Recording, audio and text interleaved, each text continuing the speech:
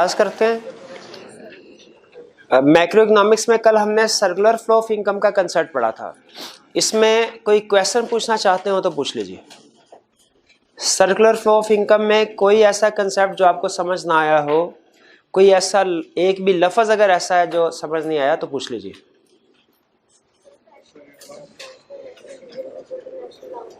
हाँ, national income is equal to national expenditure is equal to output, ये आज के लेक्चर में एक्सप्लेन करना मैंने।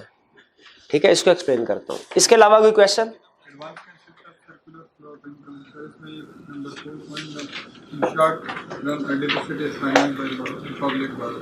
हाँ जी बिल्कुल, एडवांस कंसेप्ट में बता रहा है कि हमने विड्रॉल और इंजेक्शन में पढ़ा था टैक्सेस और government expenditure.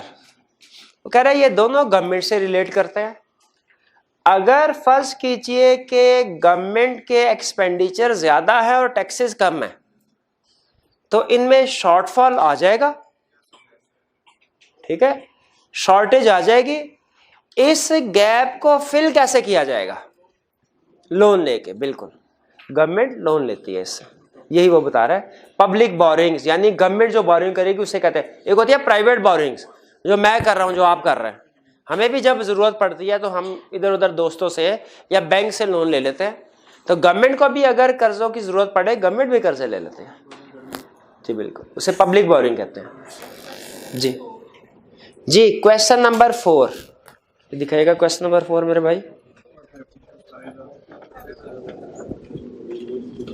Question number, what happens to the size of circular flow when leakages exceed injection?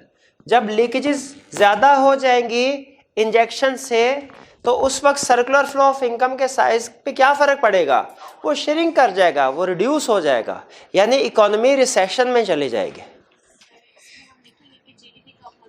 हाँ बिल्कुल लिखे, जीडीपी कम हो जाएगा, इकोनॉमी रिसेशन में चली जाएगी, सर्कुलर फ्लो ऑफ इनकम जो है उसका साइज रिड्यूस हो जाएगा, श्रिंक हो जाएगा। नहीं, बाकी ज्यादा डिटेल में जाने की जरूरत नहीं है कि इसको deficit with balance of payment के साथ रिलेट नहीं करना हमने। जी बिल्कुल, जीडीपी थोड़ा क्या, जीडीपी ज्यादा, बहुत ज्यादा एक्सप्लेन करना है आपको आज और कल के लेक्चर में, यही काम करना है दो। ठीक है, तो बिल्कुल जीडीपी एक्सप्लेन करेंगे। और कोई क्वेश्चन? चलिए स्टार्ट करें। अच्छा, आज के लेक्चर में आपको कैलकुलेटर की जरूरत भी पड़ेगी। ठीक है, तो उम्मीद है कि कैलकुलेटर आप सबके पास होगा और आज और कल भी खास तौर पे आपने कैलकुलेटर जो है वो साथ लेके आना है। क्या इससे पहले इकोनॉमिक्स के किसी चैप्टर में हमें कैलकुलेटर की जरूरत पड़ी थी? किस चैप्टर में? चैप्टर 3 में, जब हमने इलास्टिसिटी ऑफ डिमांड कैलकुलेट की थी, और चैप्टर 5 में भी जरूरत पड़ी थी। ठीक है, जब हमने इक्विलिब्रियम पॉइंट वो कॉलम दे देता था और हम उसकी मदद से इक्विलिब्रियम पॉइंट कैलकुलेट करते थे, मार्जिनल कॉस्ट, मार्जिनल रेवेन्यू। जी बिल्कुल। चलिए आज के टॉपिक की तरफ चलते हैं। आज हम स्टडी करने जा रहे हैं, नेक्स्ट कंसेप्ट हमारा definition of GDP and methods, 3 methods to calculate GDP. GDP की डेफिनेशन क्या है ये कल सीखेंगे हम, और इसको कैलकुलेट कितने तरीकों से किया जा सकता है ये सीखेंगे। पहले डेफिनेशन, फिर उसके बाद इसको कैलकुलेट करने के तरीके। जीडीपी से बनता क्या है? Gross domestic product. जीडीपी से क्या बनता है? Gross domestic product. प्रोडक्ट का मतलब क्या है भाई? गुड्स या सर्विसेज जो पूरे साल में प्रोड्यूस हुई हैं, गुड्स या सर्विसेज जो पूरे साल में प्रोड्यूस हुई हैं। डोमेस्टिक का मतलब क्या है? पाकिस्तान में लोकली, यानी जर्मनी में, जापान में क्या चीजें प्रोड्यूस हुई है हमें उससे गर्ज नहीं है। जीडीपी हर मुल्क की अपनी अपनी कैलकुलेट होती है, और जो मुल्क भी जीडीपी कैलकुलेट करता है वो सिर्फ अपनी जो उसकी प्रोडक्शन होगी पूरे साल में उसको ऐड करेगा, उसको इंक्लूड करेगा। जीडीपी में एक एक लफ्ज समझने वाला है। कहता है जीडीपी इज एग्रीगेट, सम है। किसका सम है? Market value. किसकी market value? All goods and services, सारे के सारे गुड्स एंड सर्विसेज की produced within boundaries of a country in a given period. जिस तरह आप अकाउंटिंग में प्रॉफिट एंड लॉस अकाउंट बनाते हैं, वो एज ऑन होता है कि ये फॉर ए गिवन पीरियड होता है? प्रॉफिट एंड लॉस खुदा का खौफ कर भाई, वो फॉर ए गिवन पीरियड होता है भाई। नॉर्मली 1 साल होता है, नॉर्मली 1 साल, लेकिन कम ज्यादा के लिए भी हो सकता है। उसी तरह जीडीपी आप 1 महीने, 3, 6 महीने के लिए भी कैलकुलेट कर सकते हैं, लेकिन नॉर्मली जो जीडीपी कैलकुलेट की जाती है 1 साल की। जैसे आप किसी भी कंपनी का प्रॉफिट एंड लॉस कैलकुलेट करते हैं 1 साल का नॉर्मली करते हैं, उसी तरह जीडीपी भी नॉर्मली 1 साल की कैलकुलेट होती है। और जीडीपी में शामिल क्या है? All goods and services. यानी पाकिस्तान की जीडीपी में क्या शामिल होगा? पिछले 1 साल में जितनी भी टेक्सटाइल की प्रोडक्शन है, सीमेंट की प्रोडक्शन है, व्हीकल सेक्टर की प्रोडक्शन है, शुगर इंडस्ट्री की प्रोडक्शन है, जितनी भी एयरलाइन की सर्विसेज हैं, जितने भी गुड या सर्विसेज पाकिस्तान में प्रोड्यूस हुई 1 साल में, उन सब की मार्केट वैल्यू को ऐड कर दें, हम क्या कहेंगे? ये क्या है? GDP, gross domestic product. क्या होगा? GDP, gross domestic product. तो जीडीपी क्या हुए कि पाकिस्तान की बाउंड्रीज में 1 साल के अंदर अंदर जितने भी गुड्स या सर्विसेज प्रोड्यूस हुए, उन सब की मार्केट वैल्यू को ऐड करना है, तो क्या होगा? जीडीपी। इसका मतलब है जीडीपी कोई ना कोई एक वैल्यू हुआ करेगी, जीडीपी कोई ना कोई एक वैल्यू हुआ करेगी। जीडीपी क्लियर हो गया क्या? ठीक है। कहता है जीडीपी कैलकुलेट करने के 3 तरीके हैं, एक्सपेंडिचर मेथड के जरिए से, इनकम मेथड के जरिए से, और प्रोडक्ट या आउटपुट मेथड के जरिए से। इनकम मेथड के जरिए से, एक्सपेंडिचर, प्रोडक्ट, आउटपुट मेथड के जरिए से। आप जब भी किसी चार्टर्ड अकाउंटेंट से मिलते हैं, आपके सामने पहला सवाल क्या आता है? आपकी सैलरी कितनी है? जो कभी आपको इसका आंसर नहीं मिलता, ना इंशाल्लाह कभी मिलेगा। अगर कोई आपको चार्टर्ड अकाउंटेंट अपनी सैलरी बता दे, ये उसकी टोटल इनकम है, लेकिन आप क्वेश्चन गलत पूछते हैं। असल में आपको क्वेश्चन क्या पूछना चाहिए? सर आपका 1 महीने का खर्चा कितना है? खर्चा क्या? इनकम कोई नहीं बताएगा आपको, खर्चे फिर भी बता सकते हैं। अब बताएं, अगर कोई आपको अपना 1 महीने का खर्चा बताए, तो आप उसकी इनकम का अंदाजा लगा सकते हैं कि नहीं लगा सकते? क्योंकि तकरीबन देखिए सैलरीड पर्सन हर एक के साथ यही होता है, चाहे उसकी तनख्वाह 20,000 हो, चाहे 20 लाख हो, मंथ एंड पे उसकी जेब खाली होती है, तो खर्चे तकरीबन इनकम एक बराबर होते हैं। तो इस भैया छोड़े इसको, खर्चे नहीं मैं नहीं बता रहा ना। अब ये देखे जो असूल मैंने बताया मेरे पे तो ना लगाए भाई, नहीं नहीं नहीं नहीं। तो ये क्या हम ये कह सकते हैं कि नॉर्मली जो इनकम होती है किसी पर्सन की, वो उतना ही तकरीबन उसका एक्सपेंडिचर होता है, प्रोवाइडेड आपको तो हमारी इकोनॉमिक्स एजम्पशन होती है कि वो सेविंग बोरिंग ना हो। ठीक है, तो income is equal to expenditure. यही कंसेप्ट हमने कल सर्कुलर फ्लो ऑफ इनकम में भी पढ़ा। अच्छा, सर्कुलर फ्लो ऑफ इनकम से याद आया, हमने 2 सेक्टर पढ़ा है, एग्जाम में पूछता भी 2 सेक्टर है, लेकिन 4 सेक्टर भी हमारे सिलेबस में है, पढ़ना है अभी नहीं, उसके साथ पेंडिंग लिख लीजिए, वो बाद में पढ़ना है हमने। ठीक है, जब हम अहम कंसेप्ट सारे कवर कर लेंगे उसके बाद एंड में सर्कुलर। तो हमने सर्कुलर फ्लो ऑफ इनकम में क्या पढ़ा कि मुल्क में जितनी भी इनकम है और जितना भी एक्सपेंडिचर है वो दोनों इक्वल है, क्योंकि कल हमने इस चीज के ऊपर डिस्कशन की कि जो एक आदमी की इनकम है वो दूसरे की एक्सपेंडिचर होती है।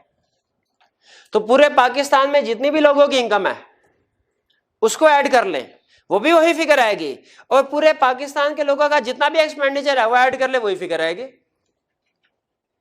ठीक है, असल में जीडीपी कैलकुलेट होती है, कैलकुलेट करनी होती है गवर्नमेंट ने।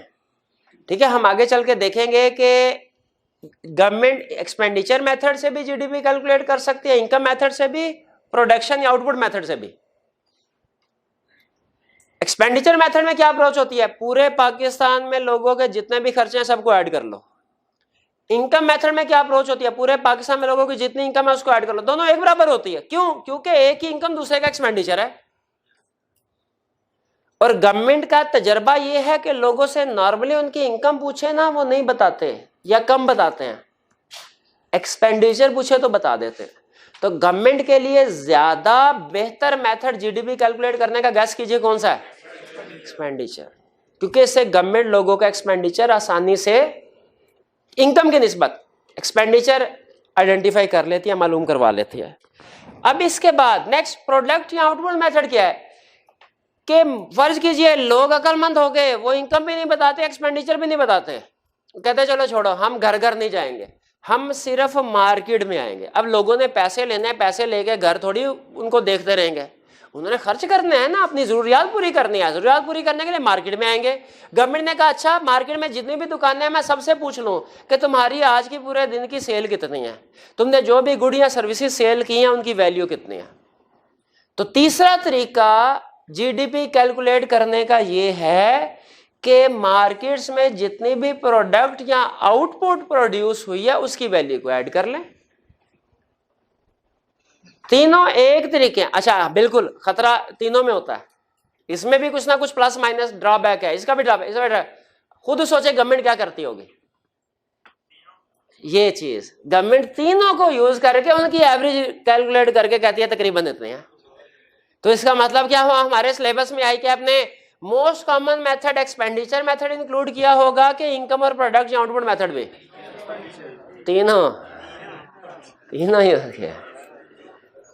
ठीक है। अच्छा, अब सर्कुलर फ्लो ऑफ इनकम के कंसेप्ट से और आज की कुछ एग्जांपल से क्या आप इस बात पे कन्विंस्ड हैं कि एक्सपेंडिचर मेथड से भी जीडीपी कैलकुलेट की जा सकती है, इनकम मेथड से भी और प्रोडक्ट या आउटपुट मेथड से भी? वैसे अगर डेफिनेशन को सामने रखें तो डेफिनेशन से कौन सी डेफिनेशन ज्यादा रिलेट करती है? आउटपुट वाली, शाबाश, बाय डेफिनेशन आउटपुट। लेकिन चूंकि कंसेप्चुअली ये भी और एक्सपेंडिचर और इनकम भी एक होते हैं, इसीलिए तीनों में से कोई सा मेथड भी यूज किया जा सकता है। नॉर्मली इंडिविजुअल अपनी इनकम नहीं बताते, बिजनेसमैन अपनी प्रोडक्शन आउटपुट नहीं बताते, तो मोस्ट कॉमन मेथड जो यूज किया जाता है वो एक्सपेंडिचर मेथड है। लेकिन तीनों मेथड से जीडीपी कैलकुलेट हो सकती है अगर डाटा हमें लोग सही बताते हैं। यहां तक क्लियर? अब जी वो आपने क्वेश्चन पूछा था कि नेशनल इनकम का मतलब पूरे जीडीपी, पूरे मुल्क की income. National income is equal to national expenditure is equal to national output का मतलब क्या है, वो बात समझ आ गई? चलिए, अब हमारे लिए इस वक्त जीडीपी समझ आ गई क्या है कि पूरे पाकिस्तान की टोटल एक साल की प्रोडक्शन कितनी है, ये हमने कैलकुलेट करनी है, ये हमने कैलकुलेट करनी है। अब अगला क्वेश्चन भाई, कैलकुलेट कैसे करनी है? अगला क्वेश्चन, अब देखिए मेथड आपको समझा रहा हूं, मेथड आपने समझना है और मेथड समझ आ जाए तो फिर इसी मेथड के मुताबिक कैलकुलेशन करनी है।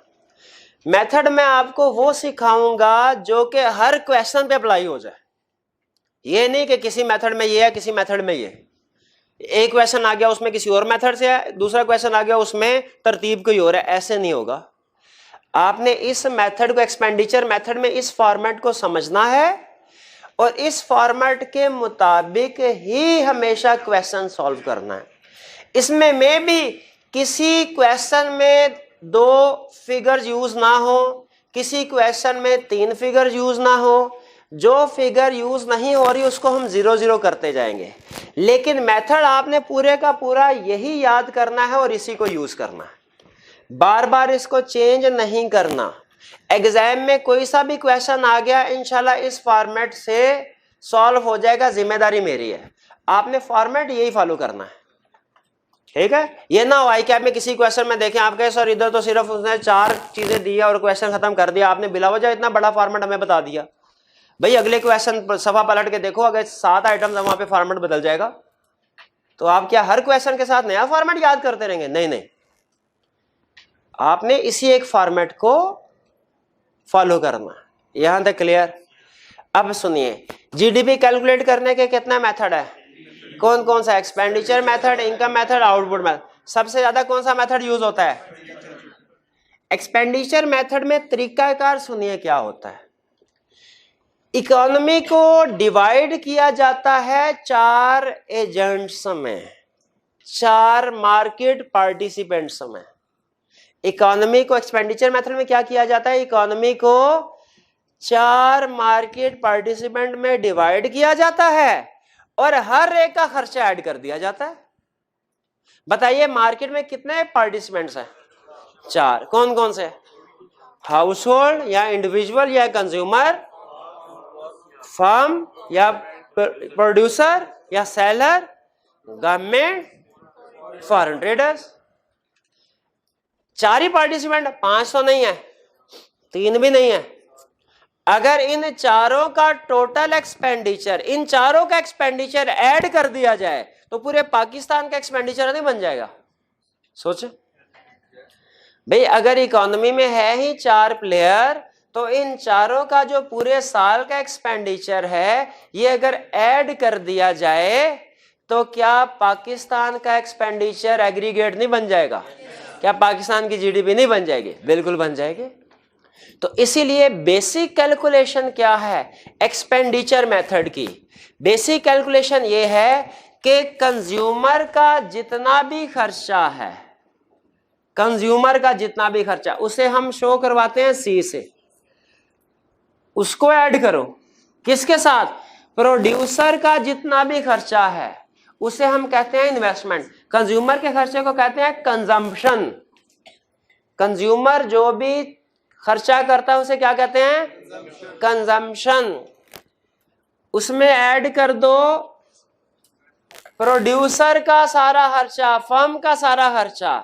फर्म का जितना भी खर्चा होता है उसे कहते हैं इन्वेस्टमेंट। किससे शो करते हैं? आई से। कंज्यूमर का पूरे साल का खर्चा उसे क्या कहते हैं? कंजम्पशन। किससे शो करते हैं? सी से। प्रोड्यूसर का पूरे साल का जो खर्चा उसे क्या कहता है? इन्वेस्टमेंट। किससे शो करते हैं? आई से। तीसरा पार्टिसिपेंट कौन सा है? गवर्नमेंट। गवर्नमेंट का जो पूरे साल का खर्चा होता है उसे क्या कहते हैं? Government expenditure. किससे शो करते हैं? जी से। जी से। और फॉरेन ट्रेडर्स का जो पूरे साल का खर्चा होता है उसे कहते हैं, हाँ जी, import. Net export. Net export show करते हैं x माइनस एम से। अब चूंकि इसमें दो x का मतलब, m का मतलब इंपोर्ट। अब ये चूंकि दोनों फॉरेन ट्रेडर से लिंक करें इसलिए ब्रैकेट में डाल दिया इनको। आप ब्रैकेट के बगैर भी लिख सकते हैं, फार्मूला इक्वली करेक्ट है, लेकिन ये बताने के लिए कि ये असल में 5 मार्केट पार्टिसिपेंट नहीं है, 4 ही है। सी आई जी एक्स माइनस एम। सी किसका खर्चा है? आई किसका खर्चा है? फर्म का, प्रोड्यूसर का। जी किसका खर्चा है? X minus M, foreign trader. X मतलब एक्सपोर्ट्स, एम मतलब इंपोर्ट्स। यहां तक क्लियर है? अच्छा, मुझे ये बताइए, अब यहां पे देखिए हमने क्या किया, इसी फार्मूले को टेबल फॉर्म में कन्वर्ट कर लिया। देखिए फार्मूला वही है, क्या कि C plus I plus G plus X minus M. C plus I plus G plus X minus M is equal to gross domestic product. आगे नहीं चलना अभी। Is equal to gross domestic product. भाई इससे एग्री करते हैं? C plus I plus G plus X minus M, यही GDP है, यही ग्रॉस डोमेस्टिक प्रोडक्ट है। आगे चलने से पहले मैं इसके ऊपर मजीद डिस्कशन करना चाहता हूं, क्योंकि ऑब्जेक्टिव सिर्फ कैलकुलेशन करवाना नहीं है, कंसेप्ट समझाना है। सी का पूरा नाम है प्राइवेट या डोमेस्टिक कंजम्पशन। सिर्फ कंजम्पशन नहीं है, क्या है? प्राइवेट या डोमेस्टिक कंजम्पशन। सी का पूरा नाम क्या है? क्यों? इसमें प्राइवेट या डोमेस्टिक क्यों लिखा है, सिर्फ कंजम्पशन क्यों नहीं लिखा? भाई गवर्नमेंट की दो कंजम्पशन होगी, एक प्राइवेट कंजम्पशन है, एक सरकारी कंजम्पशन नहीं होगी। एक प्राइवेट कंजम्पशन, भाई इंडिविजुअल ने कोई चीज खरीदी, इस्तेमाल, टीवी खरीदा, इंडिविजुअल ने टीवी खरीदा, वो क्या है? Private consumption. गवर्नमेंट ने टीवी खरीदा, वो भी है तो कंजम्पशन, लेकिन क्या प्राइवेट है? गवर्नमेंट की है, वो किधर आएगी? वो जी में आएगी। तो पता चल गया डिफरेंशिएट, सिर्फ कंजम्पशन नहीं लिखा, प्राइवेट या डोमेस्टिक का लफ्ज क्या शो कर रहा है? अब भाई गवर्नमेंट की नहीं है, हाउस होल्ड की है। बेसमझ है? सी कंज्यूमर का खर्चा, गवर्नमेंट का नहीं। आगे चलते हैं। आई भी उसने सिर्फ इन्वेस्टमेंट नहीं लिखा, उसने लिखा ग्रॉस प्राइवेट इन्वेस्टमेंट। अब इसमें इन्वेस्टमेंट का मतलब तो समझ आता है कि इन्वेस्टमेंट का मतलब वो खर्चे जो प्रोड्यूसर बना रहा होता है, प्रोड्यूसर कर रहा होता है। असल में प्रोड्यूसर का ऑब्जेक्टिव होता है कि चीजें प्रोड्यूस करना, वो चीजें खुद इस्तेमाल नहीं करता, प्रोड्यूस दूसरी चीजें बनाने के लिए चीजें प्रोड्यूस करना। तो जो प्रोड्यूसर के खर्चे एक्सपेंसेस होते हैं उनको कहते हैं इन्वेस्टमेंट। इन्वेस्टमेंट उसने लिखा है सिर्फ इन्वेस्टमेंट नहीं, प्राइवेट इन्वेस्टमेंट। प्राइवेट क्यों लिखा? भाई गवर्नमेंट भी तो इन्वेस्टमेंट करती है। गवर्नमेंट कैसे इन्वेस्टमेंट करती है, मुझे आप बताइए। नहीं, ये फैक्ट्री लगाई मलिक रियाज ने, फर्ज कीजिए फैक्ट्री लगाई उन्होंने, बिल्डिंग बना ले, घर बनाए, इन्वेस्टमेंट है। प्राइवेट गवर्नमेंट अगर अस्पताल बनाए, गवर्नमेंट अगर कोई हाउसिंग सोसाइटी बनाए, गवर्नमेंट अगर मेट्रो बनाए, गवर्नमेंट सड़कें बनाए, डैम बनाए, नेशनल हाईवे बनाए, क्या वो भी इन्वेस्टमेंट नहीं है? क्या उससे भी मुल्क के एसेट्स नहीं बढ़ते? बढ़ते हैं कि नहीं बढ़ते? वो भी इन्वेस्टमेंट है कि नहीं? भाई वो किधर जाएगी? गवर्नमेंट स्पेंडिंग में जाएगी। इसीलिए डिफरेंशिएट करने के लिए, आई को जी से डिफरेंशिएट करने के लिए इन्वेस्टमेंट के साथ प्राइवेट लिखा। इसका मतलब है जो प्राइवेट लोग होंगे, बिजनेसमैन होंगे, इन्वेस्टर्स होंगे, प्रोड्यूसर्स हैं, उनकी इन्वेस्टमेंट किधर आएगी? आई में, प्राइवेट इन्वेस्टमेंट। और जो गवर्नमेंट अगर इन्वेस्टमेंट करे, गवर्नमेंट फैक्ट्रियां लगाए अपने, वो किधर आएगी? जी में। आई में और जी में फर्क समझ आया? जो फर्क सी और जी में था वही फर्क आई और जी में भी है। इसलिए हमने साथ प्राइवेट का लफ्ज लगा दिया, सी के साथ भी प्राइवेट या डोमेस्टिक का लफ्ज लगा दिया, आई के साथ भी लगा दिया। अब बताइए मुझे, प्राइवेट इन्वेस्टमेंट और गवर्नमेंट इन्वेस्टमेंट में फर्क है कि नहीं? प्राइवेट इन्वेस्टमेंट किधर आएगी? आई में। गवर्नमेंट इन्वेस्टमेंट किधर आएगी? जी में। यहां तक क्लियर है?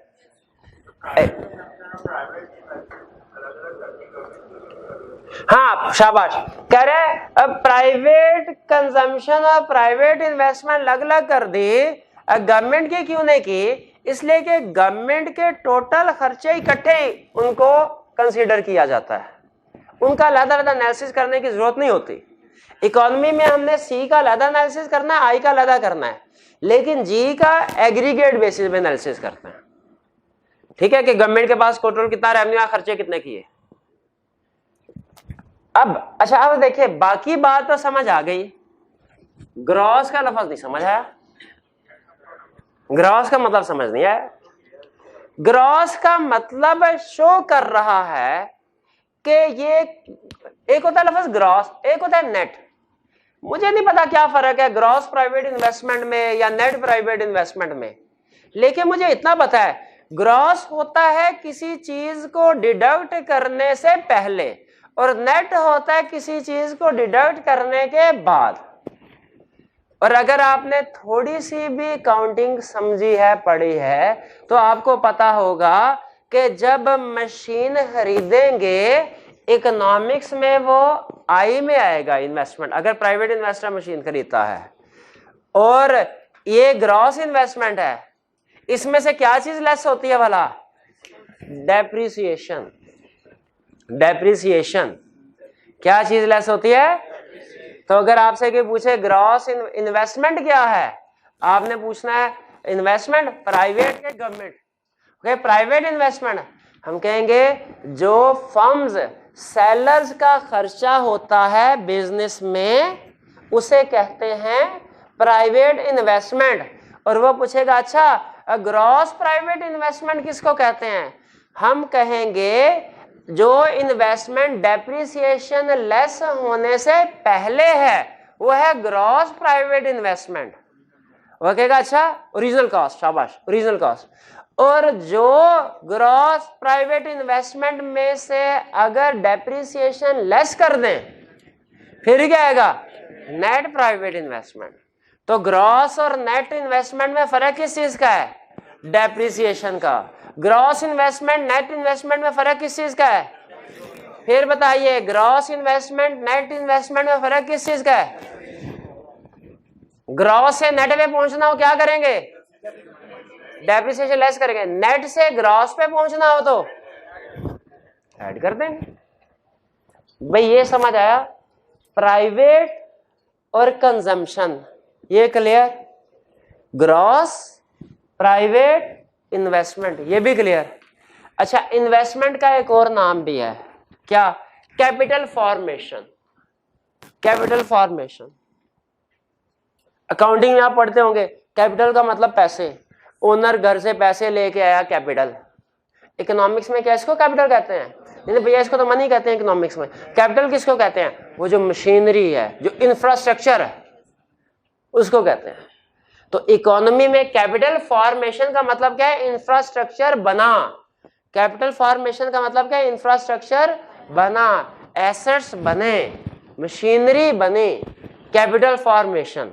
तो अगर क्वेश्चन में कह दे कि ग्रॉस प्राइवेट इन्वेस्टमेंट, फौरन समझ आएंगे आप आई। लेकिन अगर कहे ग्रॉस कैपिटल फॉर्मेशन, हम कहेंगे ये तो सर ने करवाया ही नहीं। हाँ करवाया था। कैपिटल फॉर्मेशन का मतलब क्या है? आई।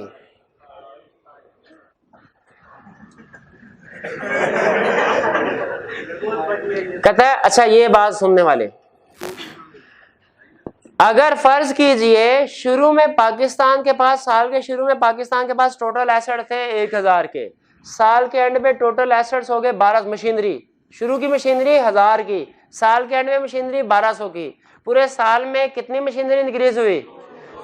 इन्वेस्टमेंट। लेकिन कहता है अगर इन्वेंट्री बढ़ गई, बाज़ औक़ात क्वेश्चन में इन्वेंट्री भी ऐड करते, कहता है इंक्रीज इन इन्वेंट्री भी ऐड करनी है इन्वेस्टमेंट में ही। भाई अकाउंटिंग पढ़ी है ना आपने, उसमें फिक्स एसेट होते हैं ना, तो करंट एसेट नहीं होते क्या? इन्वेंट्री होती है ना। इन्वेंट्री का भी अगर इजाफा होता है, क्या पाकिस्तान की इन्वेस्टमेंट में इजाफा है? वो कहता है बिल्कुल है, क्योंकि इन्वेंट्री भी बिजनेस में यूज होती है ना। इन्वेंट्री भी, हाँ बिल्कुल शाबाश, बिजनेस में। मशीनरी भी बिजनेस में यूज होती है, इन्वेंट्री में भी इन्वेंट्री भी बिजनेस में यूज होती है। तो अगर इन्वेंट्री इंक्रीज हुई है वो भी इधर ऐड की जाएगी। इन्वेंट्री इंक्रीज होती है वो भी इधर ऐड की जाएगी। अब क्वेश्चन में वो क्या कहेगा? इन्वेंट्री डिक्रीज हो गई, आप कहेंगे ये तो सर ने करवाया ही नहीं, लेस होगी वो। अगर इंक्रीज इन इन्वेंट्री ऐड हो रहा है और डिक्रीज इन इन्वेंट्री क्या होगा? लेस होगा, और क्या होना। भी फर्क समझ आया? सी क्लियर हुआ? टिक लगा दूं। आई भी क्लियर हो गया, टिक लगा दूं। जी भी क्लियर हो गया। नेट एक्सपोर्ट, एक्स मतलब export, export add minus import less, दोनों का नेट, नेट एक्सपोर्ट। जितनी भी एक्सपोर्ट है उधर ऐड करें, इंपोर्ट माइनस करें, नेट फिगर है, इधर आ जाए। बताइए पाकिस्तान की नेट एक्सपोर्ट हमेशा पॉजिटिव आएगी नेगेटिव आएगी? इंशाल्लाह हमेशा नेगेटिव आएगी। ठीक है, कम से कम अगले 5, 7, 8, 10 सालों तक तो।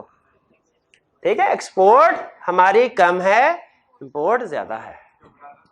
हाँ जी, घबराना नहीं है लेकिन आप चलिए सी, तो सी plus I plus G plus X minus, लेकिन ये इसमें गवर्नमेंट का कोई कसूर नहीं होता, इसमें अवाम की प्रेफरेंस होती है। हम जब तक पाकिस्तान की चीजों को घटिया और बाहर की चीजों को बेहतर समझते रहेंगे, इंशाल्लाह तब तक हमारा नेट एक्सपोर्ट नेगेटिव आता रहेगा। हाँ, जब हमारी सोच बदल जाएगी तो ये भी बदल जाएगा, ये भी पॉजिटिव हो जाएगा। हाँ जी, चलिए अच्छा अब सुनिए, ये समझ आ गई आपको?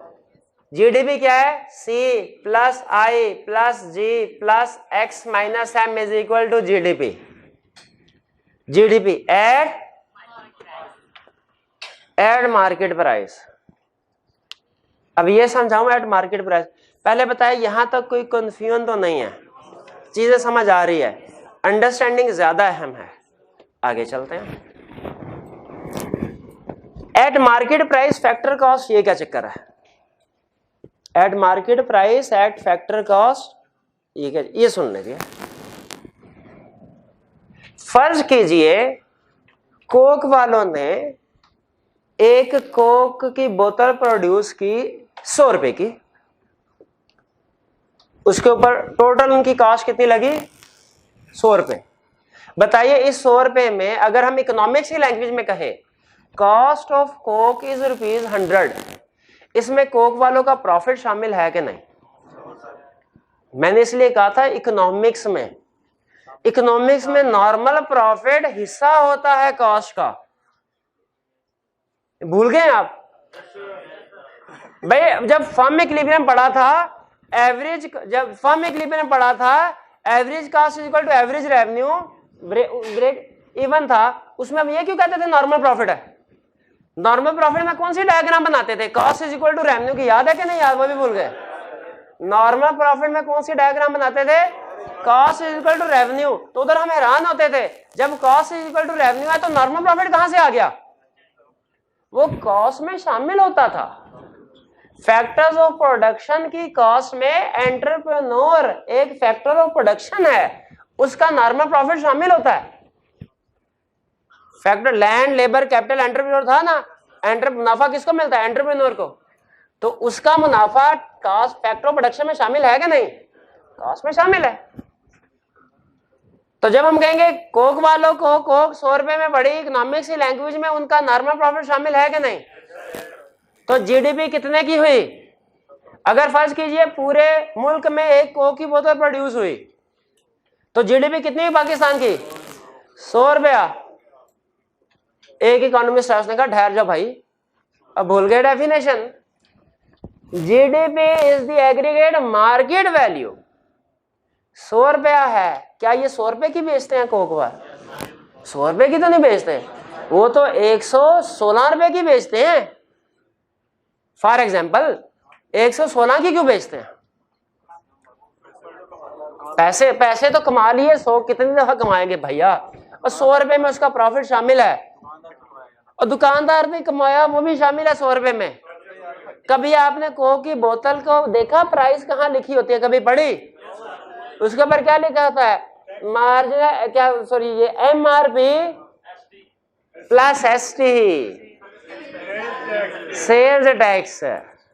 सेल गवर्नमेंट कहेगी भैया आप जो मर्जी खरीदते बेचते रहे कमाते रहे, हम खड़े देखते रहेंगे? नहीं, सेल टैक्स लगाओ इसके ऊपर 16%। सेल टैक्स लगाओ। सेल टैक्स लगाएगी कि नहीं गवर्नमेंट? सर अब यहां पे इकोनॉमिस्ट आपस में लड़ पड़े।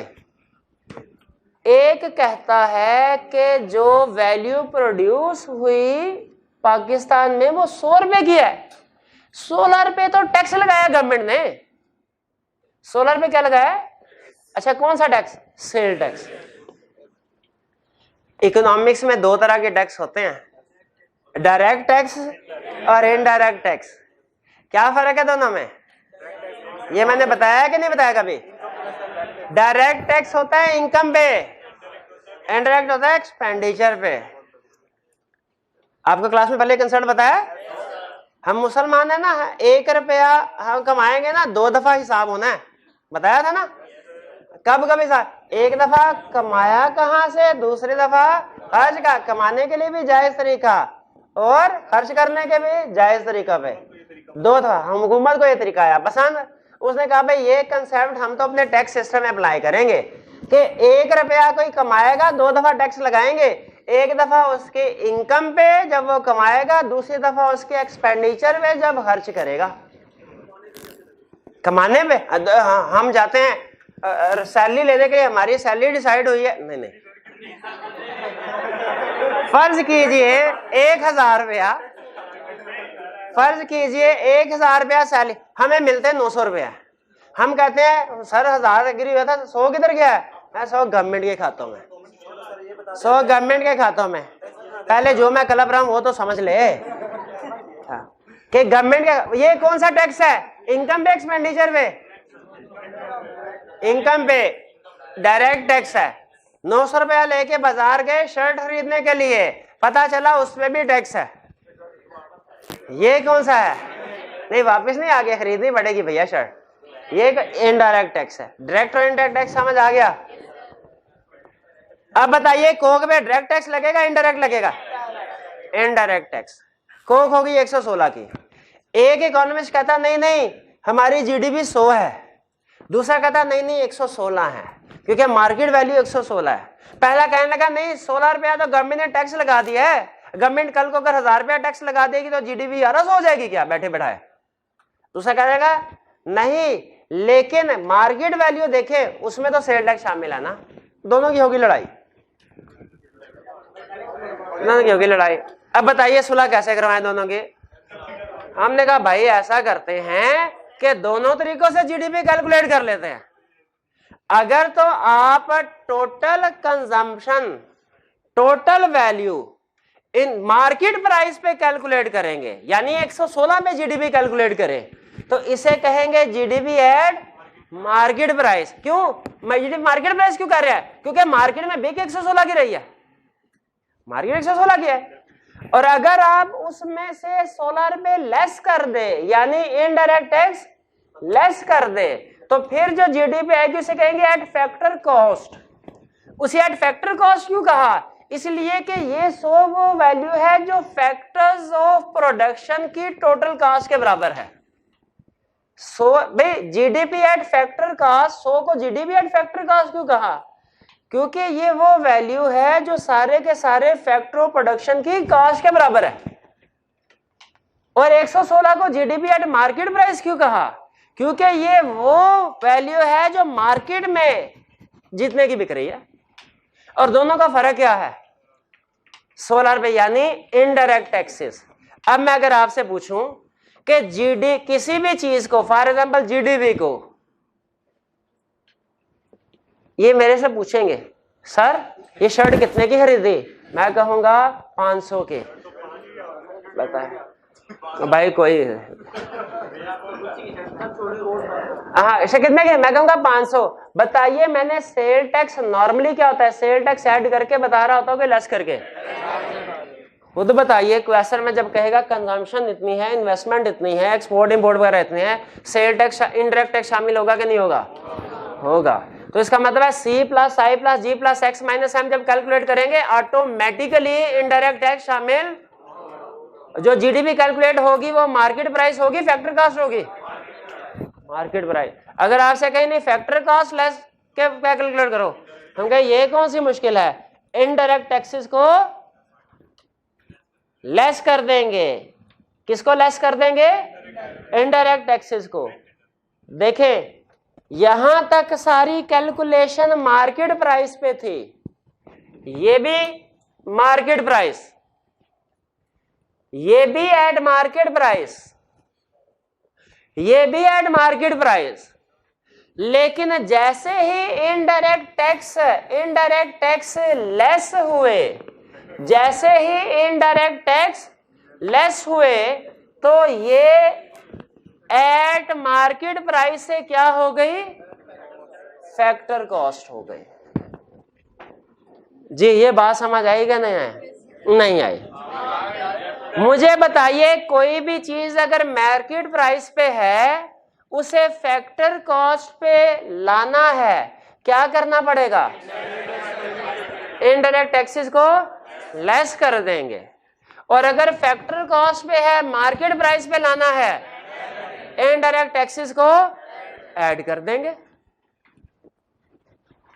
फर्क समझ आया? अच्छा, टैक्स क्या होता है?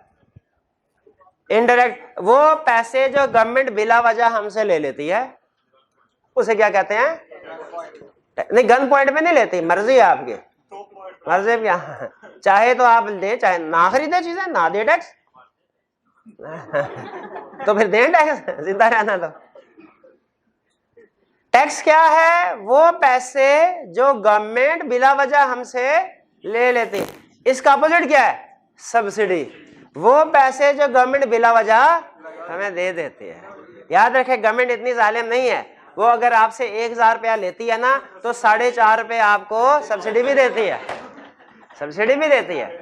अच्छा, अब मुझे ये बताइए कि जब हमने जीडीपी में इनडायरेक्ट टैक्सेस को लेस करना है, क्या सिर्फ इनडायरेक्ट टैक्सेस की फिगर यूज करनी चाहिए कि सब्सिडीज के साथ नेट करके लेस करें?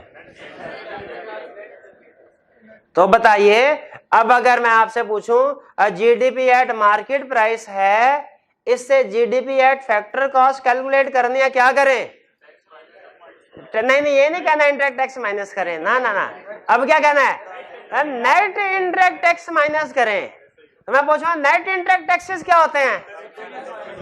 आपके indirect taxes minus subsidies, indirect taxes minus subsidy. तो मार्केट प्राइस और फैक्टर कॉस्ट का फर्क समझ आया? लेस इनडायरेक्ट टैक्सेस को लेस करेंगे तो क्या आ जाएगा? इनडायरेक्ट टैक्सेस को लेस करेंगे नेट इनडायरेक्ट टैक्सेस को, तो क्या आ जाएगा? Factor cost. और लेस करने से पहले मार्केट प्राइस। फैक्टर कॉस्ट और मार्केट प्राइस का फर्क समझ आया? अब ग्रॉस और नेट का फर्क यहां देखें। इससे पहले जो भी फिगर्स थी ग्रॉस, ये भी ग्रॉस, ये भी ग्रॉस, ये नेट आ गया। ओए, ये क्या हुआ? यहां भी ग्रॉस, यहां भी ग्रॉस, यहां नेट। इसका मतलब है कोई ना कोई चीज लेस हुई होगी। भाई क्या लेस हुआ होगा? शाबाश, डेप्रिसिएशन। और अगर मैं कहूं कैपिटल कंजम्पशन, तो वो भी एक ही बात है, वो फर्क थोड़ी है, वो भी एक ही बात है। तो इसका मतलब ये है, अगर कोई चीज ग्रॉस कैलकुलेट करना चाहते हैं तो करते रहें, अगर नेट कैलकुलेट करना चाहते हैं लेस करना पड़ेगा क्या? कैपिटल कंजम्पशन, जो कि इज इक्वल टू है आपकी काउंटिंग में डेप्रिसिएशन के। जिसे काउंटिंग में डेप्रिसिएशन कहते हैं उसे इकोनॉमिक्स में क्या कहते हैं? Capital consumption. फिर बताइए, जिसे काउंटिंग में डेप्रिसिएशन कहते हैं उसे इकोनॉमिक्स में क्या कहते हैं? जी फिर से बताऊं, फिर सुन लें। जिसे काउंटिंग में डेप्रिसिएशन कहते हैं उसे इकोनॉमिक्स में क्या कहते हैं? Capital consumption. अब बताइए, ग्रॉस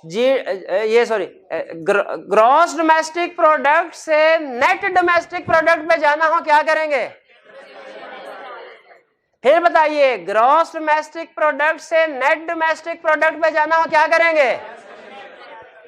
डेप्रिसिएशन को लगे। फिर बताइए, gross domestic product at market price से फैक्टर कॉस्ट पे जाना, क्या करेंगे? हाँ, अब की बार भी लेस करेंगे, लेकिन क्या? Net indirect tax. टर्म का एग्जाम में ध्यान रखना है। आज का आखिरी कंसर्ट बताऊं,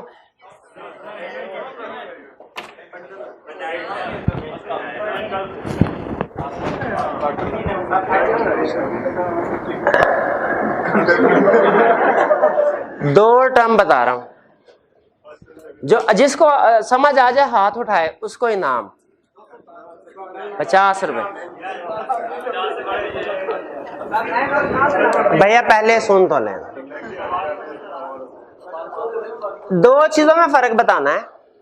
एक पाकिस्तान की इनकम, दूसरा पाकिस्तानियों की इनकम। 1 2 3 4 5 6 बस वन बाय वन। नहीं नहीं नहीं, बस जिसने सही जवाब दिया खत्म। जी बताइए।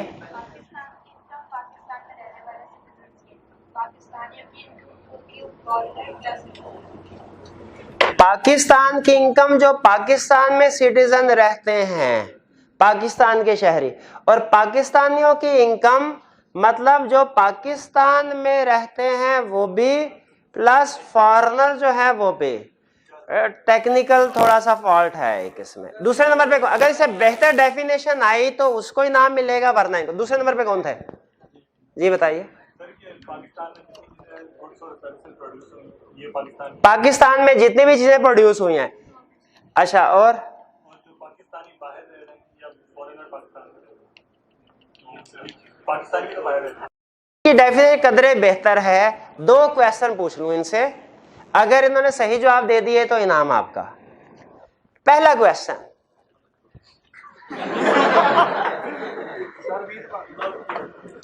एक जर्मन बंदा आया पाकिस्तान में, एक यूनिवर्सिटी में से वाइस चांसलर लगा दिया। वो सर्विसेज के जरिए से उसको कुछ सैलरी मिल रही है, उसकी प्रोडक्शन है गुड्स एंड सर्विस की। क्या ये पाकिस्तान की इनकम यानी जीडीपी में ऐड होगी कि नहीं?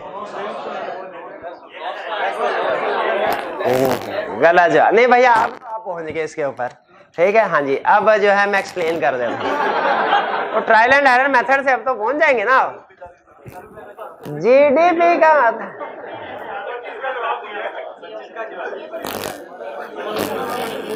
नहीं, अब सुनिए। जीडीपी ग्रॉस डोमेस्टिक प्रोडक्ट, आप शायद लफ्ज भूल गए, with in boundaries of Pakistan. Pakistan की बाउंड्रीज में रहते हुए चाहे कोई पाकिस्तानी चाहे फॉरेनर जो भी प्रोडक्शन कर रहा है पाकिस्तान की जीडीपी में शामिल होगी, पाकिस्तान की जीडीपी में शामिल होगी। लेकिन इस कहते हैं जीडीपी, एक होता है term GNP, gross national product. GDP gross domestic product है पाकिस्तान की, जो पाकिस्तान की बाउंड्रीज में प्रोडक्शन हुई है, चाहे पाकिस्तानी ने की है चाहे किसी गोरे ने, जिसने मर्जी की है, पाकिस्तान की बाउंड्रीज में प्रोडक्शन हुई है तो वो जीडीपी में शामिल है। और जीएनपी क्या है? ग्रॉस नेशनल प्रोडक्ट, पाकिस्तानियों की इनकम, पाकिस्तानियों की प्रोडक्शन। यानी अगर जीडीपी से जीएनपी पे पहुंचना, क्या करेंगे? गौर से सुनिए। जीडीपी से जीएनपी पे पहुंचना है, क्या करेंगे? पहली चीज, जीडीपी से जीएनपी पे पहुंचना है, जो पाकिस्तान से बाहर पाकिस्तानी हैं, दुबई में, कुवैत में, उनकी इनकम ऐड करेंगे। और जो पाकिस्तान में जर्मन है, अमेरिकन है, उनकी इनकम को लेस कर देंगे। जीडीपी से जीएनपी फर्क समझ आया? हाँ, ये वैसे अच्छी कोशिश की थी दोनों ने, तो एप्रिसिएशन के लिए मैं, हाँ जी, दोनों को इनाम दे देता हूँ। ये भाई आपका इनाम है, ये इनको इनाम दे दीजिएगा, ट्रांसफर कर दें जी। तो जीडीपी और जीएनपी में फर्क समझ आया? अच्छा, नहीं,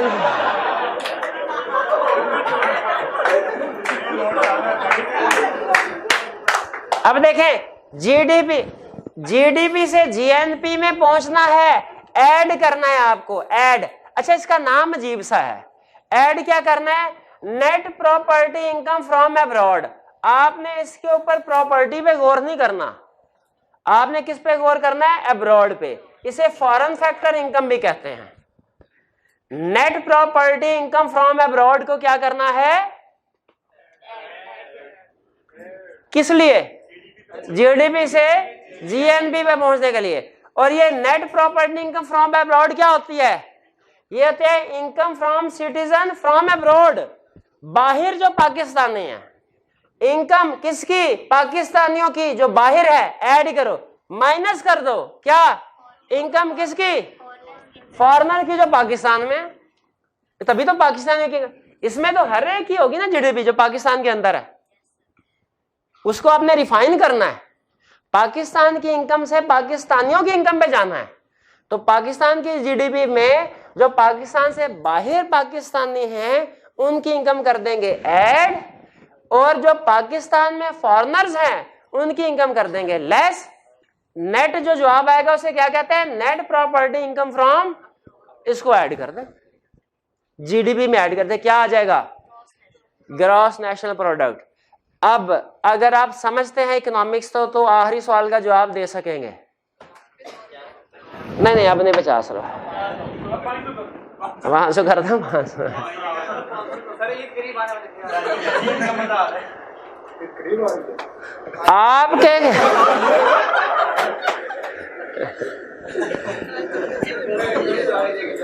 आपके ख्याल में पाकिस्तान की जीडीपी ज्यादा होगी कि जीएनपी? हाँ जीएनपी। क्यों? क्योंकि पाकिस्तान से बाहर पाकिस्तानी ज्यादा हैं, पाकिस्तान में फॉरेनर्स कम हैं, तो पाकिस्तान की जीएनपी ज्यादा होगी जीडीपी से। हाँ जी तो मेहरबानी आपकी भैया। तो ये हमारा पूरा आपको स्ट्रक्चर क्लियर हो गया, पूरा फॉर्मेट। देखिए थोड़ा सा लेंथी फॉर्मेट है, लेकिन हमने फॉर्मेट बनाते हुए इस चीज का ध्यान रखा है कि इकोनॉमिक्स का हर क्वेश्चन जो जीडीपी का इससे हो जाए, हमें बार बार चेंज ना करना पड़े। तो पहली दफा आपको याद करते हुए थोड़ी सी प्रॉब्लम होगी, लेकिन उसके बाद इंशाल्लाह आसानी है। तो एक दफा जल्दी से रिवीजन कर लें। अगर नहीं भैया नहीं रिवीजन लाजमी होगी, सुन ले, वरना मैंने क्वेश्चन भी करवाना था, लेकिन क्वेश्चन अब कल के लिए रख लिया, ठीक है, कल, बल्कि आपकी होम असाइनमेंट होगी। क्वेश्चन नंबर जो 15 है, 15 है कि 16 है, आगे चलें। क्वेश्चन नंबर 15, ये आपने घर से करके लाना है इस फॉर्मेट के मुताबिक। ये फॉर्मेट किताब पे भी दिया हुआ है, आपने इसी को फॉलो करना है। क्वेश्चन नंबर 15 घर से करके लाना है जी। अब मुझे बताइए कि जीडीपी कैलकुलेट करने के कितने तरीके हैं, कौन कौन सा? Expenditure method, income method, output या प्रोडक्ट मेथड। सबसे ज्यादा कॉमन मेथड कौन सा है? एग्जाम में अगर इतना कहते जीडीपी कैलकुलेट करो, मेथड ना बताए, कौन सा मेथड यूज करेंगे? एक्सपेंडिचर। एक्सपेंडिचर मेथड में फार्मूला क्या है? C plus I plus G plus X minus M. सी किसको कहते हैं?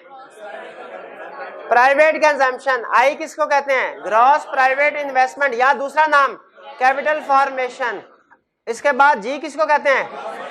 Government spending. फिर X minus M, net. X का मतलब एक्सपोर्ट, एम का मतलब, इस चारों को ऐड करेंगे क्या कैलकुलेट होगा? GDP at market price. GDP at market price से अगर GDP at factory cost calculate करनी है, क्या करें? नेट इनडायरेक्ट टैक्सेस को लेस कर दें। ये नेट इनडायरेक्ट टैक्सेस किसको कहते हैं? Indirect tax minus subsidy. GDP at market price आ गई, इससे GNP at market price calculate करनी है। कैसे करें? Net property income from abroad को ऐड कर लें, या फॉरेन फैक्टर इनकम को ऐड कर लें। भैया net property income from abroad क्या होती है?